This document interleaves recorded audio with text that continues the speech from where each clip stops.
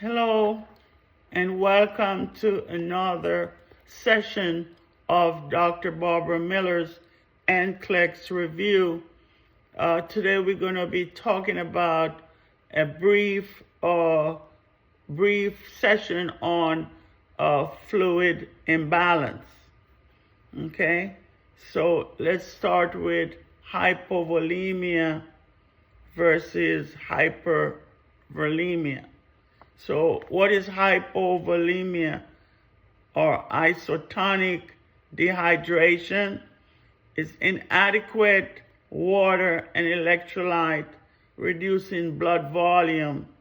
Okay, that could cause severe dehydration, can trigger seizures. It can also lead to hypovolemic shock. So what are some main clinical manifestations of hypovolemic shock? The blood pressure is going to fall, okay? The patient will have a decrease in level of consciousness. Older adults prone to dehydration due to their physiological changes, decreased total body mass, and thirst detection. The skin turgor, you want to check their skin turgor. You want to assess. It's not as reliable in older adults due to the natural loss of elasticity. So what are the expected outcomes for hypovolemia? Hypothermia due to hypovolemia or hyperthermia caused by dehydration. Patient will have tachycardia, steady pulse, hypotension, decreased central venous pressure, tachypnea, and hypoxia. It also affects their neuromuscular skeletal.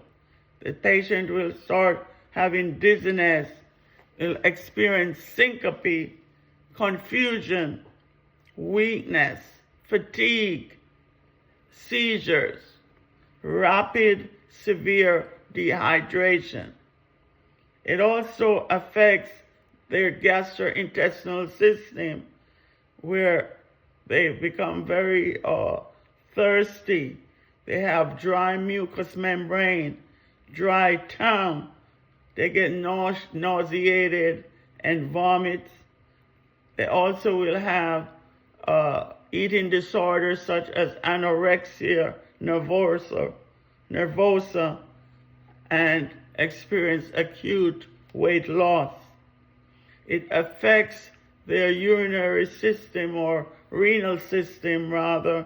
They will have oliguria, that's decrease in the production of urine. They do have other signs and symptoms like diminished capillary field, cool, clammy skin, diaphoresis, sunken eyeballs, absence of tears, decreased skin, turgor, flattened neck vein. That's one of the late signs of hypovolemia. Oliguria is also a late sign, scanty urine output. They also will have decreased central venous pressure. That's the late signs. And in contrast, hypervolemia,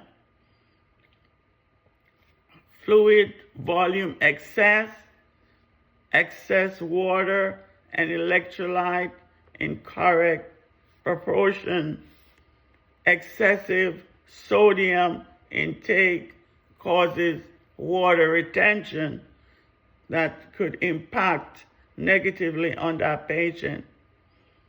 Lungs, okay? It can lead to pulmonary edema and also heart failure. The compensatory mechanism for hypovolemic shock, increase in the natriuretic peptide. Okay, that's the BNP. That's determine the extent of the heart involvement. More sodium and water excretion by the kidneys that decreases aldosterone release. So what are the expected findings when you are dealing with hypervolemia? Tachycardia, bounding pulse, hypertension, tachypnea, fast respiration, increased central venous pressure. It also affects the neuromuscular skeletal system. Patient will be confused. Patient will experience muscle weaknesses, altered level of consciousness. They also will have paresthesia, weaknesses, visual changes that could lead to seizures. If it's severe, sudden hyponatremia, water excess. It affects the GI, the gastrointestinal system, by increased motility rather. It causes ascites in the abdominal cavity, like fluids,